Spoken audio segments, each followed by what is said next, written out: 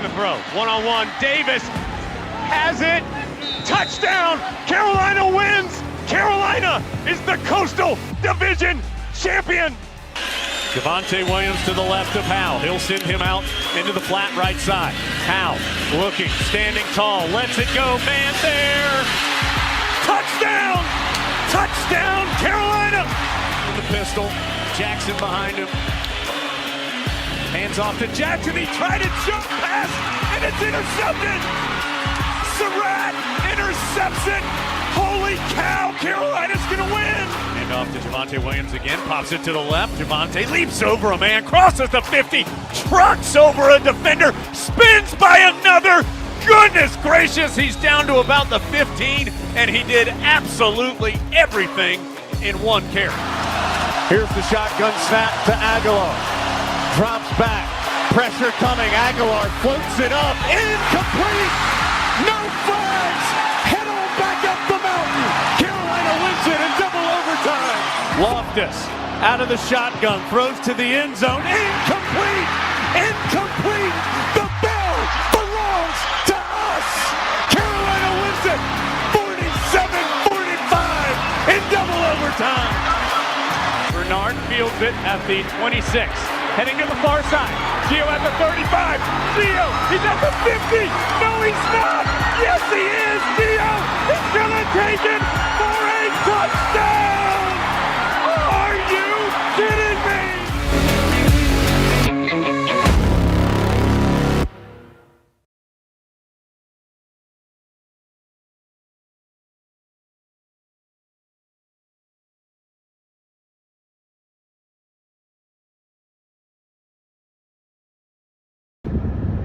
What's going on, guys? Welcome to another edition of the Heel Tough Vlog podcast.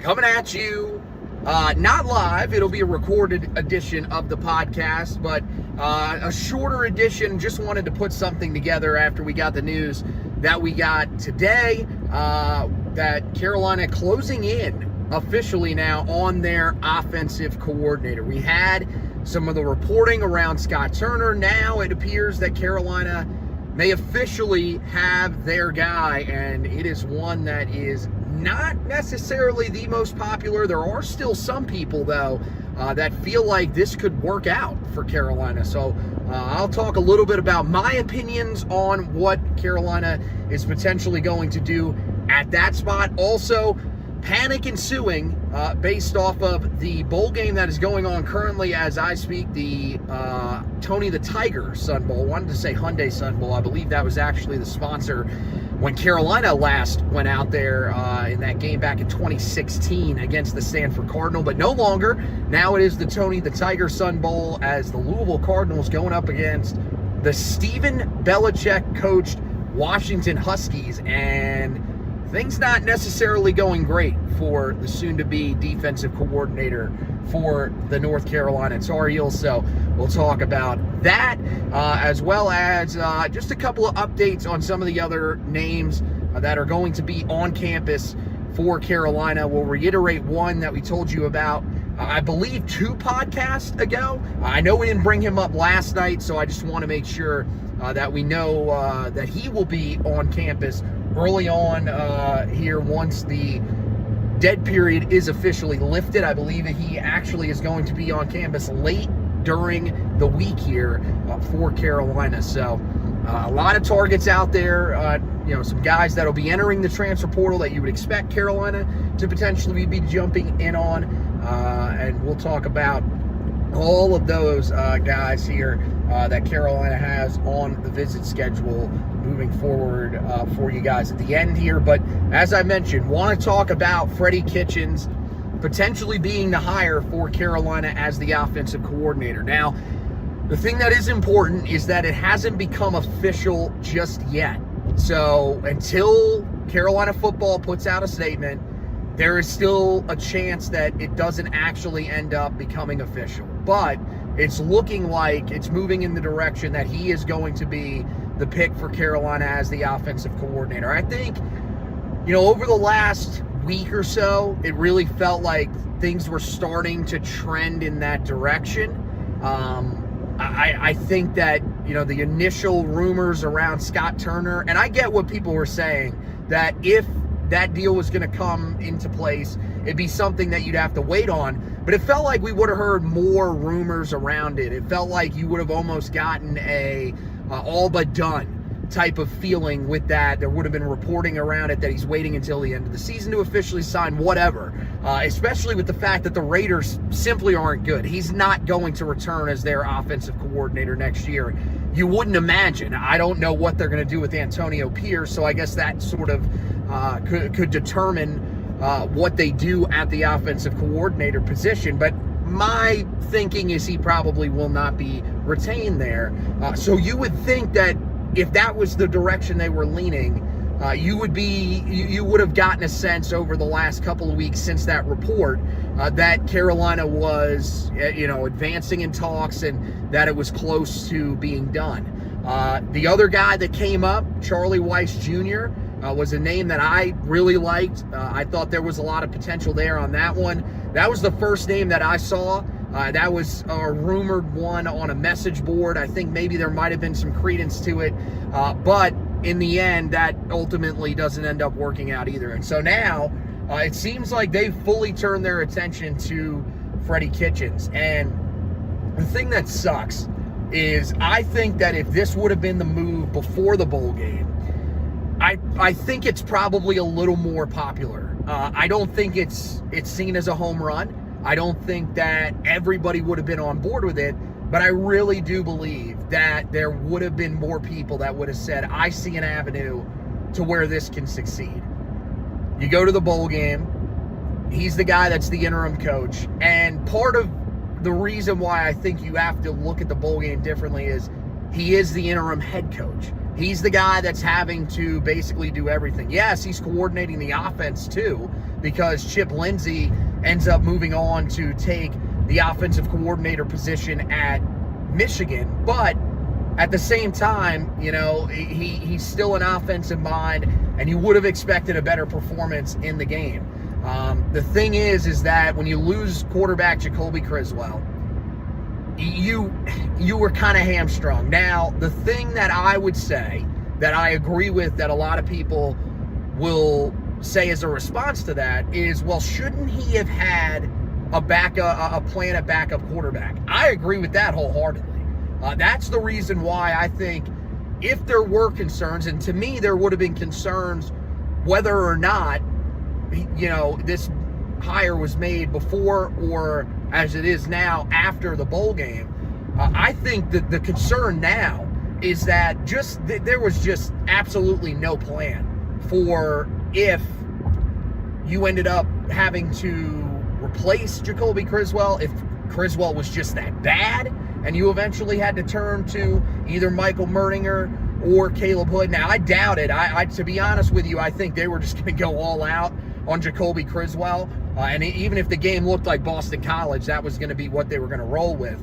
But apparently, according to a source that I have, they told me that the plan was to go with Caleb Hood as the backup quarterback. Now, that is incredibly interesting because if that's actually the case, that means that the plan was to go with a quarterback who had not thrown since high school, which was 4 years ago. Caleb was in the same class coming out as Drake May, and you were basically passing over Michael Merdinger, not even really giving him much of a chance, hence why it looked like he was so unprepared when he actually got thrown into the action. That's also probably part of the reason why Michael Merdinger entered the transfer portal. So now you look at what Freddie Kitchens is going to come in with. He's going to have to answer a lot of questions about what happened in that bowl game, why the offense did not look nearly as good as many were hoping that it would, even if you did have to turn to a true freshman quarterback or the Wildcat formation.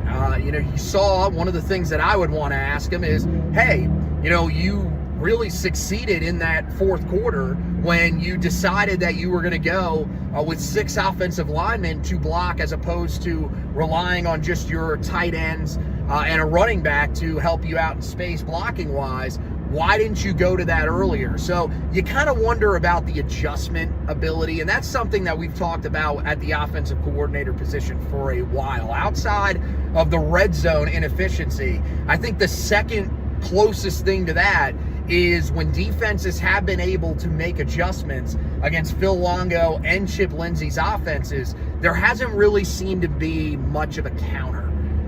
Especially down the stretch of the last 2 seasons when teams were able to load the box against the run, there were no adjustments that could be made. And you can make the argument that, well, that's because of the offensive line. This year, it really wasn't. I get it. Trevion Green wasn't great. Same thing with Howard Sampson. But, I mean, you go back to that game against Boston College, man, that was some ugly, ugly football. The thing with Freddie Kitchens' role in that, people will say, well, he was a part of that staff as well. He was just the run game coordinator. And if you look at the running game for Carolina this year, that would be a reason why it makes sense to ultimately bring him in.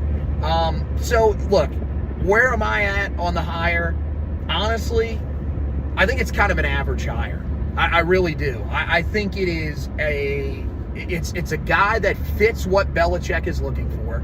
He told Pat McAfee when he was on with him yesterday that he's looking for guys that have NFL experience. So you got Steven Belichick in there as your defensive coordinator, was an assistant under his dad for 11 years with the New England Patriots, NFL experience. Now you're going to have a guy that's going to be calling the offense that is going to have NFL experience as well. Experience as a play caller in the NFL, experience as a head coach in the NFL. And as you can see by the shirt that I'm wearing today, which definitely tells you that I was not expecting to be doing a podcast today, especially on my ride home from work. I've seen it in person. I've seen what his offenses look like. Now, granted, when he took over as the Giants' interim offensive coordinator, it wasn't the greatest situation that he was really taking over. Daniel Jones, we know, if you are a Giants fan that's also a Tar Heel fan, or if you're just somebody that watches the NFL religiously, you know that is far from an ideal situation to be taking over. The thing that goes, in Freddie's corner when you talk about his time in the NFL is he was credited with a lot of the success that Baker Mayfield had early in his career with the Cleveland Browns. Of course, Cleveland ends up giving up on Baker, and you sort of circle back around to that right now, and you say, hey, you wonder if Baker was still there, would the Browns be at least a consistent playoff team like we're starting to see the Tampa Bay Buccaneers become? So he deserves a lot of credit. He did some good things when he was in Cleveland. He took on a tough situation taking over the New York Giants, although his offense wasn't really all that successful. But now you're going to be coordinating an offense at the college level, and I just don't know if there is enough success there at the NFL level to really inspire a lot of confidence. So I think that it will be a system that guys will certainly want to play in because he is an NFL guy. I think he is very, very respected. I think the fact that you go back to when Carolina lost the game to James Madison and we started getting those reports in that Mac Brown was potentially going to step away, who was the guy that the players wanted? This wasn't, this is what the athletic department is wanting. The players were the ones that said, we want Freddie Kitchens to be our head coach. So that means that there is at least a level of respect for him in the locker room. And so I don't think that it's really going to hinder Carolina recruiting-wise. I don't think it incites enough excitement where all of a sudden you're going to see Carolina get any player that they want. I still think it is going to be a little bit of an uphill battle like we're seeing right now out of the gates here in the transfer portal. But I do think that it's still a guy that will be able to, because of his NFL ties, have people feeling confident that they can develop in his system. In terms of the success rate at the college level, not calling plays, this is what we were talking about last night. Me and Josh Marlowe, who is the normal co-host here on the podcast. We kind of wanted a college guy because these guys know what the expectations are at the college level. They know what type of, offense you have to succeed against defenses that are built different than at the NFL level. And you need guys that have high-flying, high-scoring offenses because the defense at the college level isn't nearly as good as it is at the NFL level. So I think if you're judging him off of the Fenway Bowl, I think it's unfair. But I do understand why that may give you some pause and may have you thinking, why couldn't we get somebody else? I think that the issue is that if it comes out that you could have gotten Charlie Weiss Jr.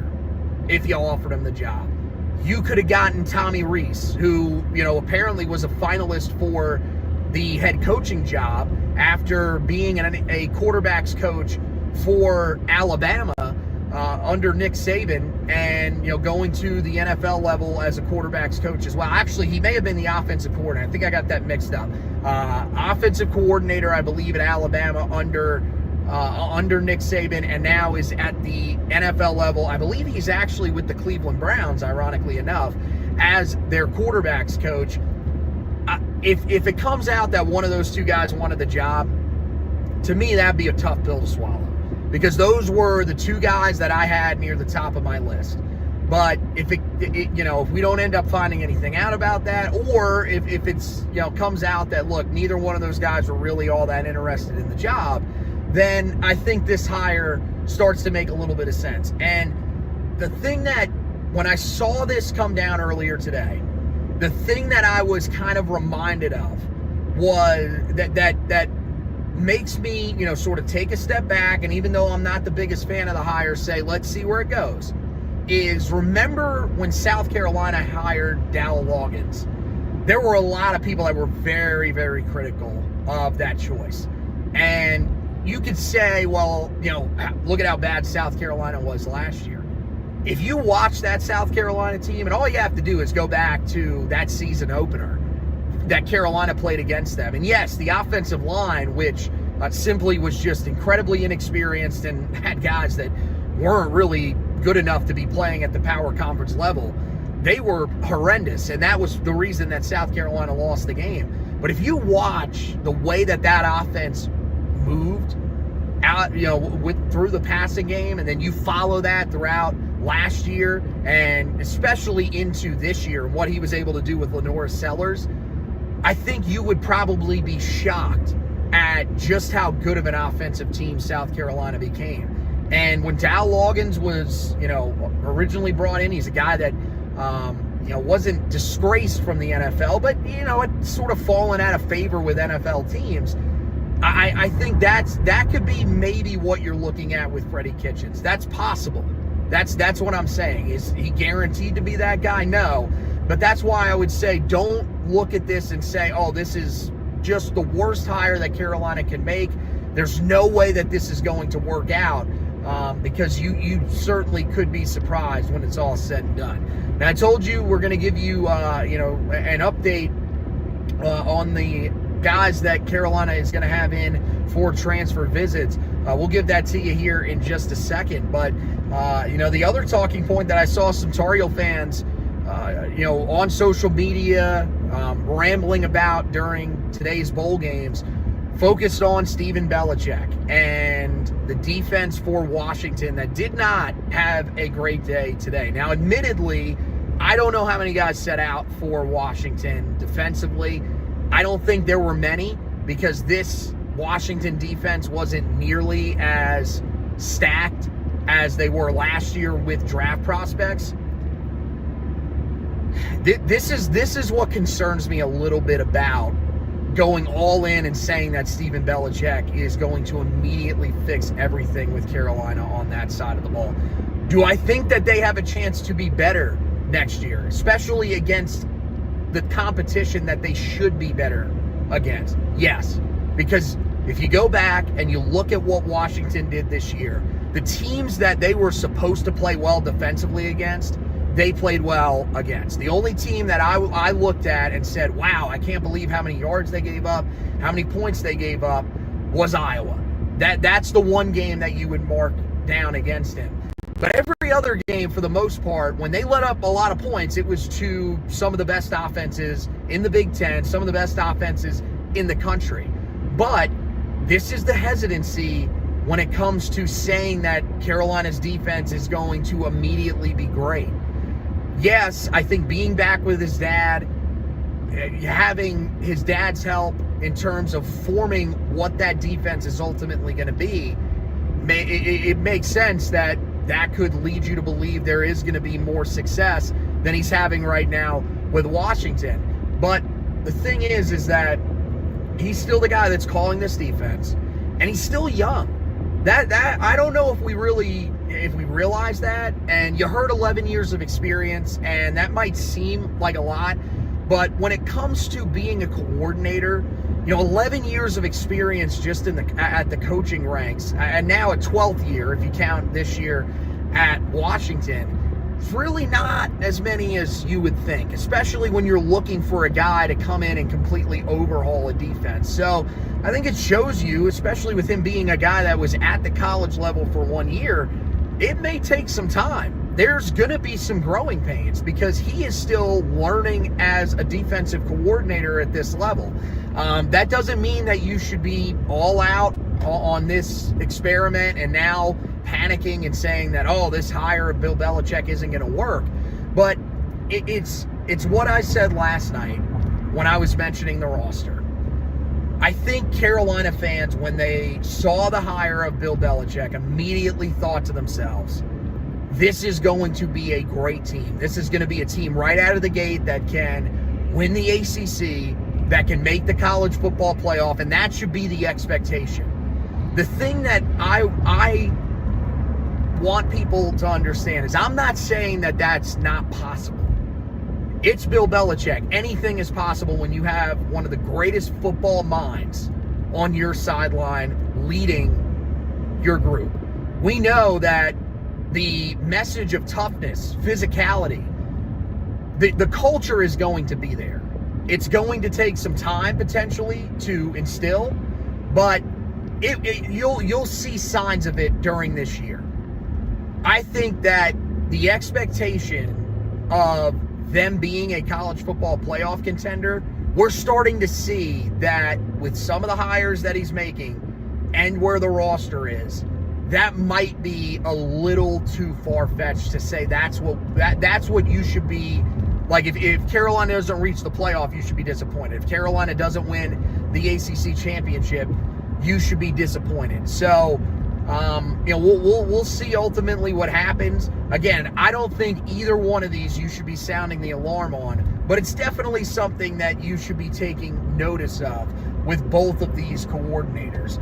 Now we move on to a more exciting thing to talk about because, hey, Carolina talking to some bigger names in the transfer portal, potentially trying to get involved with these guys. The one that, is going to be on campus, I believe it is January 2nd, if I remember correctly. They did not reconfirm that last night when they put up that he would be visiting North Carolina. But I know I saw this just before Christmas and wrote the article about William Boone, the Prairie View A&M offensive tackle transfer. He is going to be on campus, I believe, on Thursday. So he will be the first guy that will visit Chapel Hill after the dead period is officially lifted for the holiday season. He'll be he's a guy that, huge, big size. At 6'7", 350 pounds. He's the type of girth and height that Bill Belichick and his staff are looking for on that offensive line. Another guy, incredibly experienced, a guy that is very experienced with moving around as well. He has been to, I think it's either 3 or 4 different colleges, including a stint at the JUCO level. And so with that JUCO stint, that's why he's got an extra year of eligibility. So very, very experienced veteran type of presence that you could bring in. There would, of course, be the jump from the FCS level, but certainly I think a guy that's worth taking a risk on if you're Carolina. Then you have the guy that was confirmed today by Matt Zenitz of 24/7 Sports. He says that Javon Watley, the slot receiver from Tennessee Chattanooga, he is going to be taking a visit to Carolina over the weekend. So that would make me believe that it's probably a Saturday, Sunday thing. As far as I can tell with him, there are no other offers out there for him right now, or at least no other visits that are scheduled. We'll see. In terms of, production-wise, pretty solid. Guy that was very involved the last 3 years in what Chattanooga did. Last year, better year for him than this year. 977 yards, 9 touchdowns last year. This year, that production decreased to I forget how many exactly. It was somewhere above 650, and did have 6 touchdowns in the slot. They have another guy that is in the portal that was actually the team's leading receiver this year that kind of took away from him just a little bit. So, but the thing with him is that, and this is what Carolina, I think, is seeking out. They're looking for veteran guys now at wide receiver. They got the young potential, future of the room in Isaiah Johnson, another guy that is in the slot. This is a guy that, if you're still concerned about that, which I think they might be, Johnson this year, 16 catches, 276 yards and 2 touchdowns, but not nearly as experienced as Carolina would probably like to have in the slot. The only other experienced guy that Carolina has coming back, only upperclassmen, at least from this year's group. There will be guys that, of course, will go from being sophomores to becoming upperclassmen in the offseason. But the only holdover upperclassman is Kobe Paysor. That's the only guy that's even got any sort of consistent production throughout their career. Chris Culliver sort of found his way a little bit towards the end of the season. Flashes early in the year from Christian Hamilton. Outside of that, you don't really have much experience in that room. So adding a guy like Watley, who has had some success at the FCS level, I think that is a worthwhile move for Carolina if they, go that route. The other route that they could go, and now this one, I again, the thing that you always want to do when you're talking about, especially transfers with how this is now, is when Carolina is expressing interest in guys. It doesn't mean that they've offered these guys. It doesn't mean that there is a visit that is officially scheduled. But Matt Zenitz went on CBS Sports HQ earlier in the week. He was talking about potential landing spots for Zachariah Branch as well as his brother Zion Branch. Zachariah, slot receiver, absolute firecracker. If you watched him at USC, I mean, this dude is a big play guy in a nutshell. That's the perfect way to describe him. He can do it, before the catch, winning downfield, creating a big play that way. The area that he really shines is after the catch. He is an absolute burner, one of the fastest players in all of college football. And for a while, it was apparently a 2-team race. But now Carolina's making a push, and I don't know if they're going to end up landing a visit with him. Zion, his brother, is a safety, pretty much a package deal. If you want one, you're going to have to take the other one. Probably something that is definitely worth it for Carolina.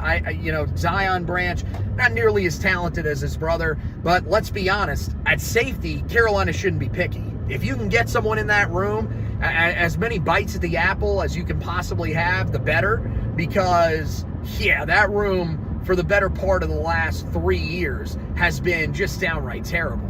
So I don't think that would be the worst addition either. Adding a playmaker like that for whatever quarterback Carolina ultimately ends up rolling out there on August 30th of 2025 against TCU, it should be welcomed. Because a guy like that is someone that can take your offense to a whole nother level, can really ease any of the concerns that a young quarterback or at least an inexperienced quarterback could have coming into that situation, which could certainly be the case if Carolina rolls with Bryce Baker, if they go with the Purdue transfer Ryan Brown, even Jacoby Griswold to a certain extent. There's experience there, but he's had less than a year as a starter. So that would, I think, help him out a lot, and I don't think that Max Johnson's going to turn him down either if he ends up being the selection. But that'll be one to monitor moving forward. The other guy that we talked a little bit about last night, but want to reiterate him here because of just how talented he is, Martavius French. And I believe that I pronounced his name wrong last night. When I was looking it up afterwards, I was like, maybe, I think it might actually be with the U in there, Martavius.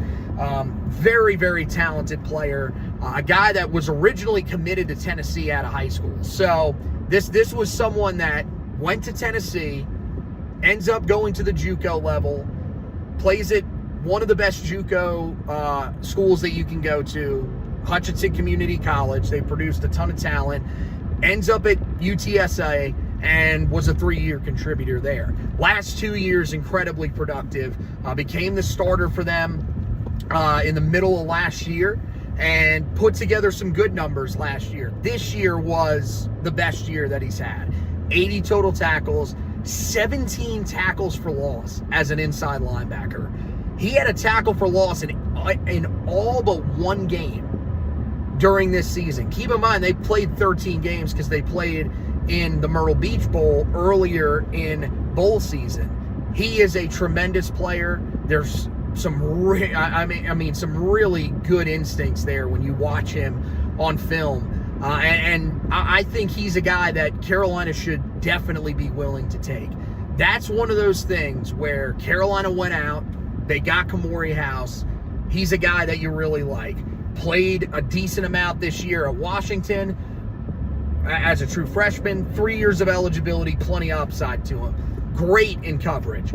But you can get a guy like French to potentially add alongside of Amari Campbell, at least for this year. How can he not do it? With only 1 year of eligibility remaining, I think it makes a ton of sense. And it sort of takes the pressure off of House to immediately come in and be a guy that can play. I mean, you look at the way that Tar Heel linebackers have played the last few years, and I think that'll change under Belichick's staff. They'll rotate guys more. But, I mean, you're talking about linebackers that have to play 500-600 snaps. So I think that he is a guy that you have to pick up. Even if it does irritate Kamori House a little bit, I think that House will be okay as a guy that rotates in, especially on passing downs. And you never know injury-wise what can end up happening as well. But there will also be just more regular rotation this year. So I think all of those guys, those are guys that Carolina can potentially add. And now, I mean, most of those guys that I mentioned, I think William Boone is a guy that, you know, as a veteran, really good pass protector. I mean, I would probably put him in the same category maybe as a Chad Lindbergh. Potentially, you know, some more questions with him because he's coming up from the FCS level. But I think he's probably a solid player, not one that's going to blow you away. The other guys that are on this list are starting to get into the flexing your muscle category.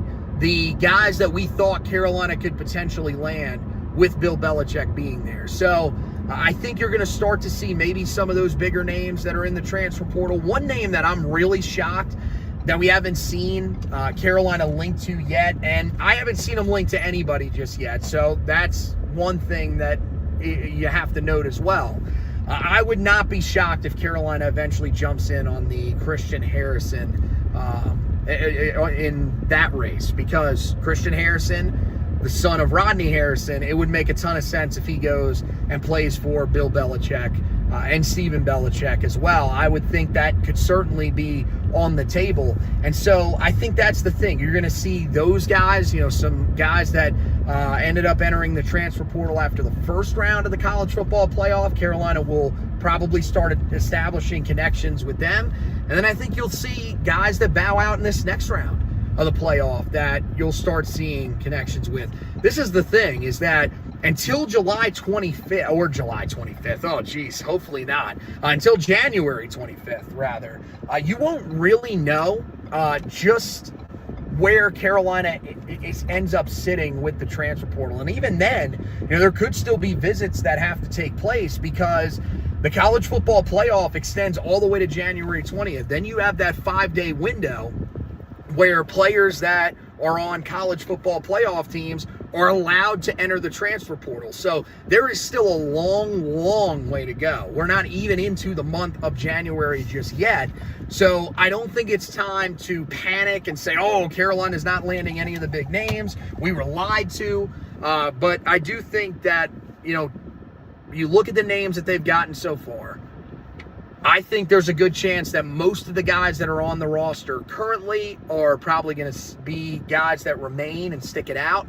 There might be a few that end up entering the transfer portal once we get into the spring, but it's really not going to be that many.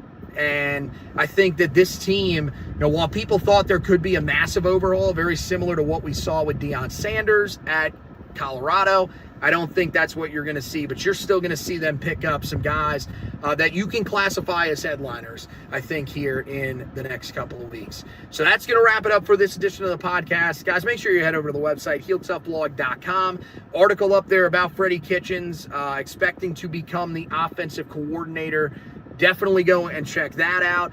The news about Javian Watley taking a visit, that's up there. We'll have an article up about Zachariah and Zion Branch potentially being guys that Carolina could get in for a visit at some point here as they turn up the heat on them, as well as plenty of other portal coverage, and of course everything going on with Carolina basketball as well that you can check out there. In terms of the podcast, make sure you go wherever you get your podcast, Heel Tough Blog Podcast, Four Corners Podcast, search them both up. Make sure you subscribe so that you don't miss any editions of the show. And in terms of the Facebook page, YouTube page, however you consume the live shows, we encourage you to like the Facebook page. That will let you know whenever we go live. Definitely go over to YouTube, hit the subscribe button on our channel there as well. That's another great way to be able to watch and interact with us. You can also throw comments, during the live videos for us to read, throw up on the screen. You can do that both in Facebook and YouTube, and you can also do it in Twitter. We get some of those. I do think there are some times where people do put stuff in there and we don't end up getting it. But if you do go over there, that's Josh's Twitter page at @HTB_Josh. But the best Twitter account to follow on the best Twitter account, X account, whatever to follow for this stuff is the Heel Tough Blog page, because we literally tweet out all the articles on there, and that's really all that feed is. So that, what I would suggest you do, go there, follow it, turn on those notifications so that anytime we put up something new, you guys immediately get notified about it. If not, if you want to do it the old school way, all you got to do is just go to the Heel Tough Blog website, HeelToughBlog.com. Every single day, do it in the morning, afternoon, and evening, because there is news that's coming out throughout the day. So that wraps it up once again for this edition of the podcast. Want to thank you guys for watching and listening, and as always, go Tar Heels.